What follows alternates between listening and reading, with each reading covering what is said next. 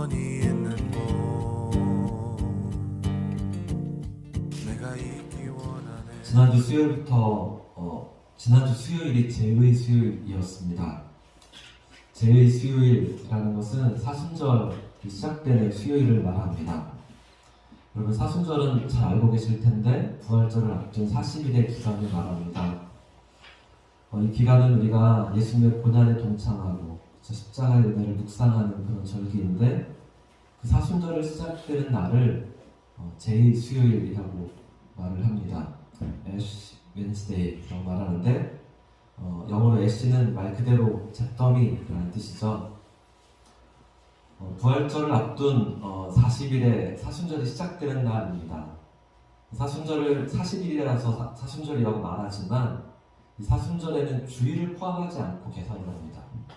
그래서 사순절은 40일보다 약간 더 깁니다. 40일 동안에 주일이 몇 번이나 있을까요?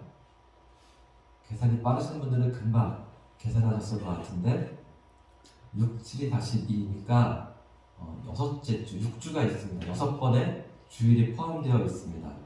사순절에는 이 6번의 주일이 포함되지 않기 때문에, 계산하지 않기 때문에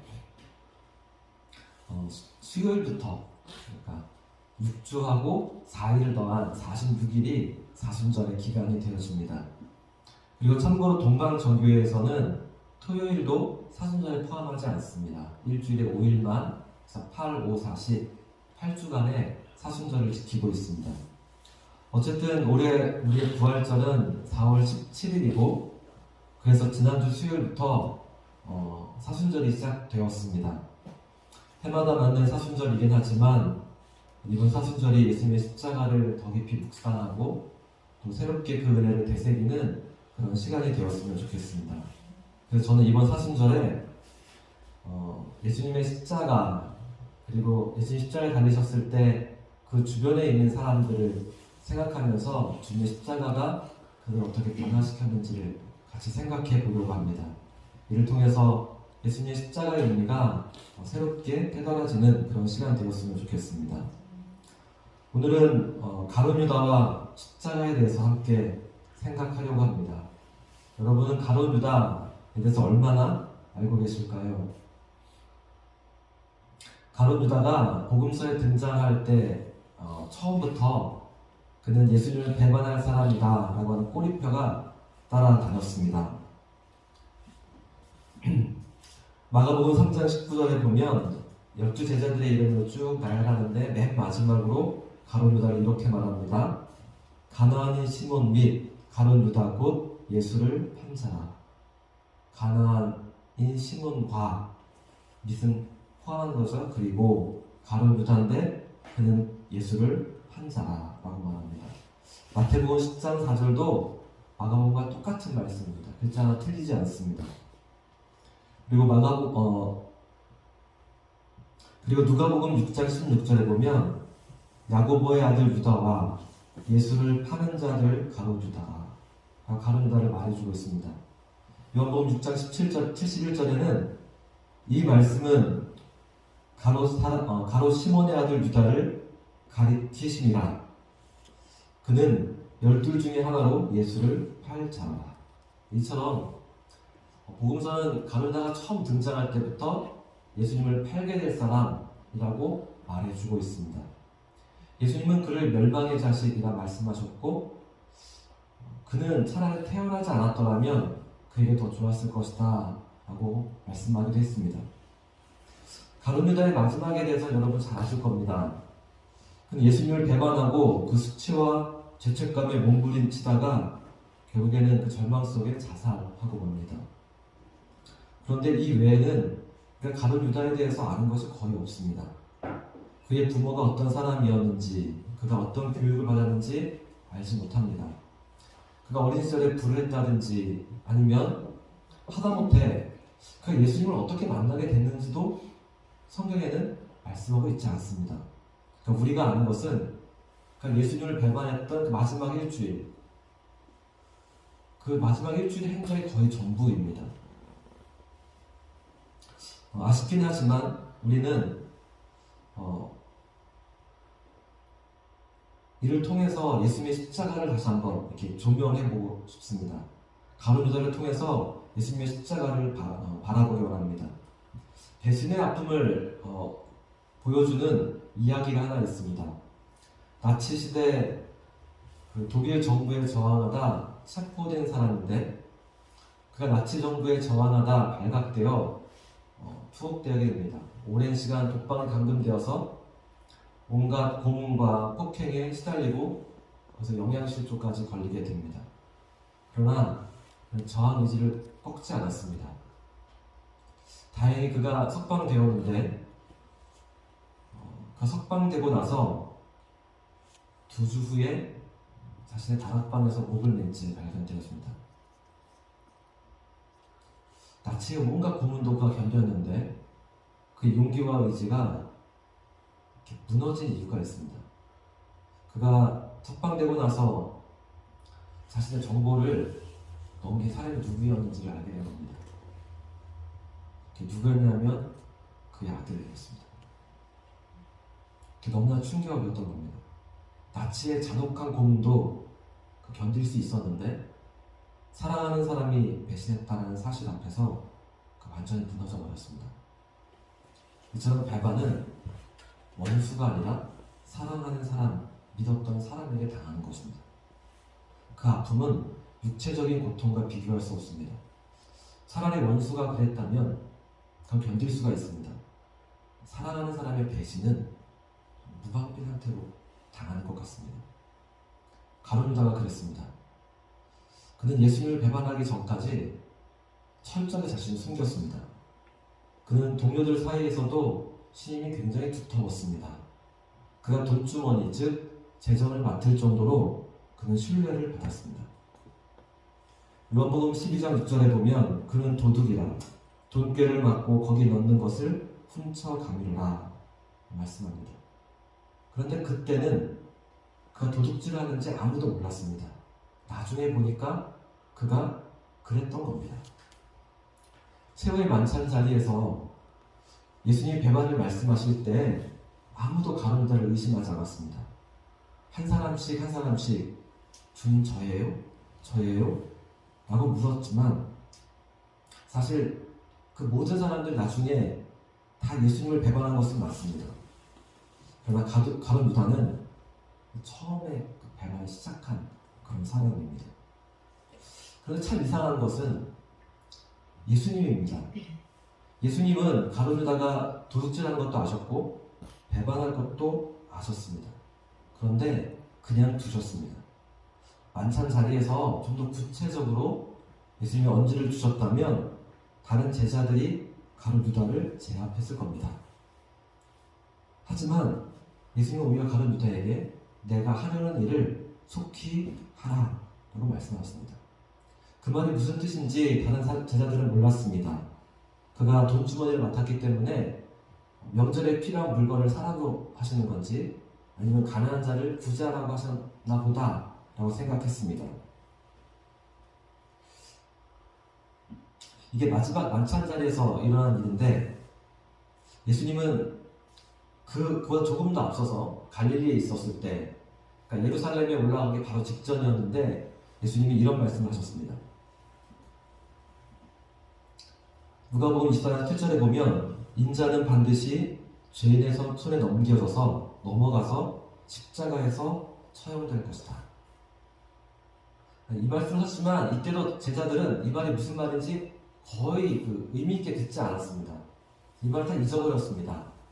이 말은 지금 예수님이 부활하신 다음에 천사들이 갈릴리에 하셨던 말씀을 상기시켜주는 그 말씀입니다. 예수님이 갈릴리에서 하신 말씀, 즉 인자가 죄의 손에 넘겨진다라는 뜻이 무엇일까요? 물론 유다의 배반을 가리키는 말씀입니다.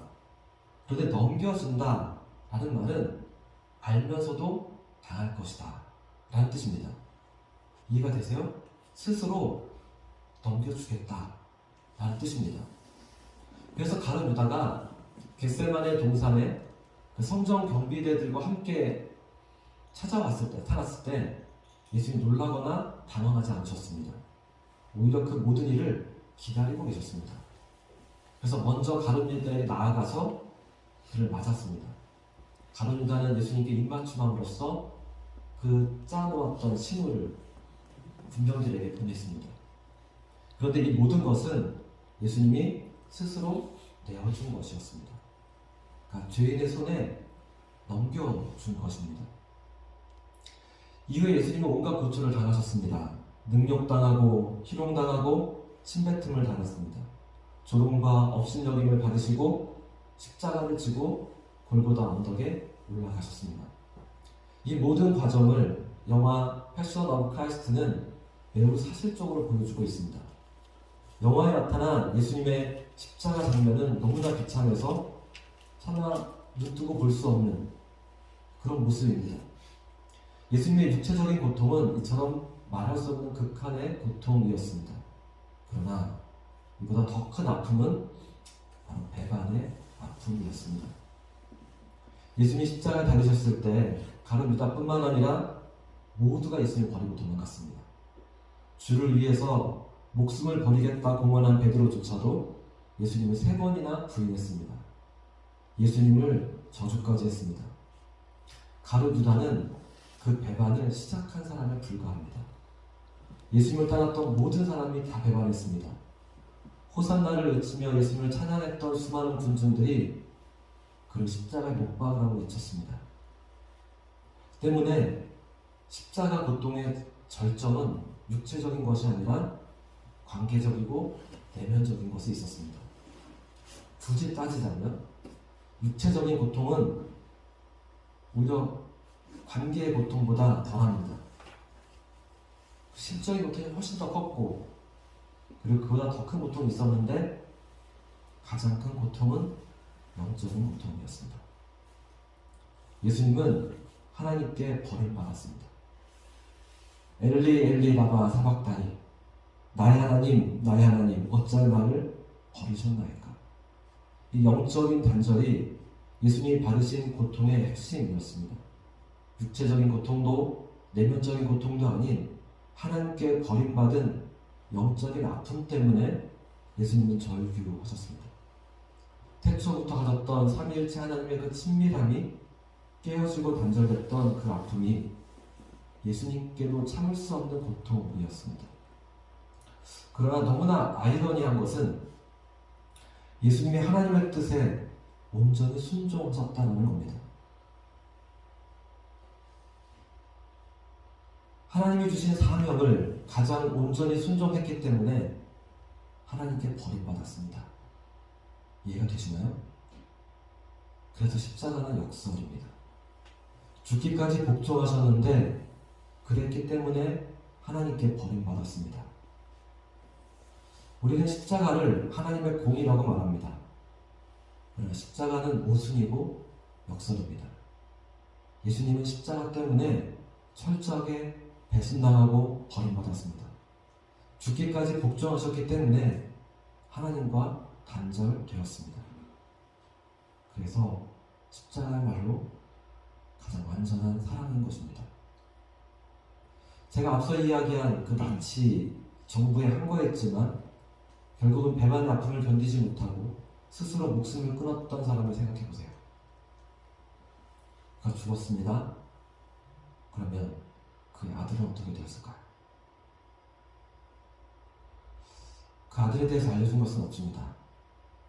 그러나 그 또한 얼마나 더 큰 충격을 받았을까요? 결국 이 모든 것이 누구의 잘못입니까? 나치와 히틀러라고 하는 그 시대가 그렇게 만든 것입니다. 그래서 예수님이 십자가에 달리신 것입니다. 개인뿐만 아니라 사회와 역사의 죄악까지도 담당하시려고 십자가에 달리신 것입니다. 가룟 유다가 철저하게 뉘우칩니다. 자기가 저질렀지만 그는 감당할 수 없었습니다. 그 상황에서 도망치거나 그것을 만회하려고 하는 그 어떤 시도도 그는 할 수 없었습니다. 그는 예수님이 재판받고 그렇게 처형되리라고는 사실 상상하지도 못했습니다. 예수님이 재판받는 모습을 그가 보고는 가룟 유다가 죄책감에 휩싸입니다. 자신이 받았던 그 은 30을 들고 돌려주겠다고 대제사장을 찾아갑니다. 받지 않겠다고 말하니까 그 동전을 성전에 내동댕이 치고 뛰쳐나가서 스스로 목숨을 끊었습니다. 이 부분이 제일 안타깝습니다. 베드로도 예수님을 저주했고 그랬지만 그는 스스로 목숨을 끊지는 않았습니다. 그래서 베드로는 부활하신 예수님을 만날 수 있었습니다. 가룟 유다도 자책하기만 하고 그가 살아 있었더라면 부활하신 예수님을 만났을 것입니다. 부활하신 예수님이 그를 외면했을 리가 없습니다. 그가 갈릴리 호수에서 부활하신 예수님을 만났다면 가룟 유다의 이야기는 어떻게 되었을까요? 베드로 못지않은 그런 제자로 거듭나지 않았을까요? 우리는 살아가면서 가룟 유다 못지않게 수없이 예수님을 부인하고 있지 않습니까? 정말 사소한 것에 은전 30개보다도 못한 일에 예수님을 배반하고 또 배반하는 우리들입니다. 그럼에도 불구하고 예수님은 십자가 사랑으로 우리를 품어주십니다. 지난주에 우리가 레위기를 묵상했습니다. 레위기 4장 2절에 이런 말씀이 있습니다. 너는 이스라엘 자손에게 다음과 같이 읽어라. 어떤 사람이 실수로 잘못을 저질러 나 주가 하지 말라고 명한 것을 하나라도 어겼으면 다음과 같이 하여야 한다.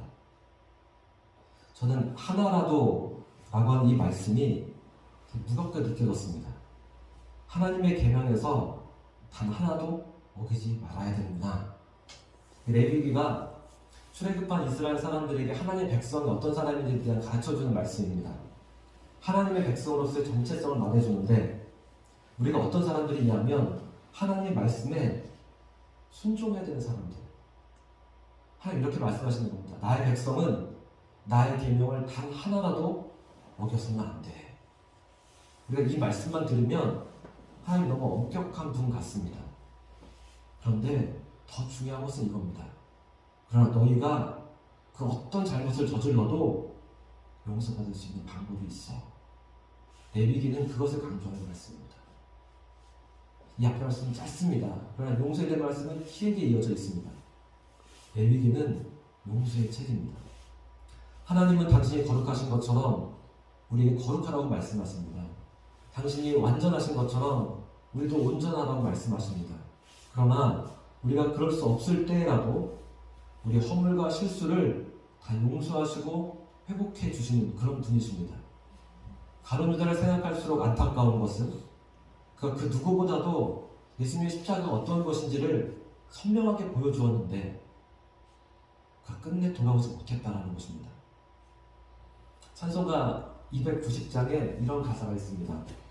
우리는 주님을 늘 배반하나 내 주 예수 여전히 날 부르사 그 참되신 사랑을 베푸시나니 내 형제여 주님을 곧 따르라. 이 찬양의 가사처럼 우리가 늘 주님을 배반합니다. 그러나 여전히 목자의 음성을 듣고 주님을 따라가야 하는 그런 사람들입니다.